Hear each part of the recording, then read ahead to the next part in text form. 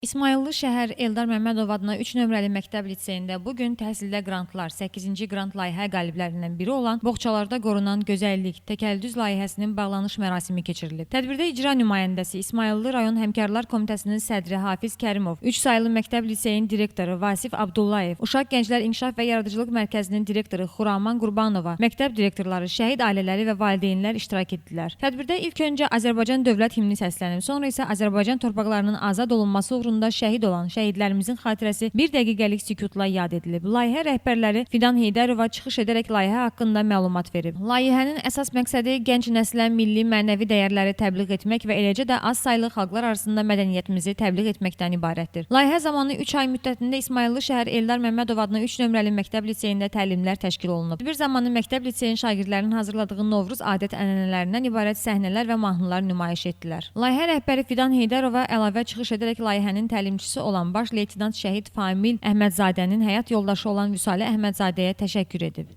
Azərbaycan Respublikası Elm və Təhsil Nazirliyinin hər il keçirdiyi təhsildə inkişaf və innovasiyalar üzrə 8-ci qrant layihənin qaliblərindən biri də bu il bizim layihə olmuşdur. Layihəmizin adı Boğçalarda qorunan gözəllik təkəldüz layihəsidir. Layihəni tətbiq etməkdə əsas məqsədimiz Azərbaycan xalqının tarixi keçmişini, xüsusən maddi-mənəvi irsi olan tikmə sənətini uşaqlar arasında, gənclər arasında təbliğ etmək və maddi-mənəvi dəyərlərimizə olan sevgini, hörməti daha da artırmaqdan ibarət olmuşdur.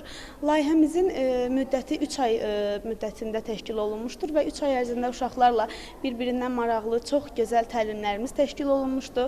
Təlimçi olaraq biz şəhid Famil Əhmədzadənin həyat yoldaşı Vüsalə Əhmədzadəyə müraciət etdik və sağ olsun təklifimizi qəbul edərək bizə layihədə kömək etdi və uşaqlara 3 ay müddətində təlimlər təşkil etdi. Onu da qeyd edək ki, layihənin bağlanış tədbirinin sonunda layihə iştirakçısı olan bir qrup şagirdlər layihə rəhbəri Fidan Heydərova tərəfindən sertifikat və hədiyyələrlə təltif olundular.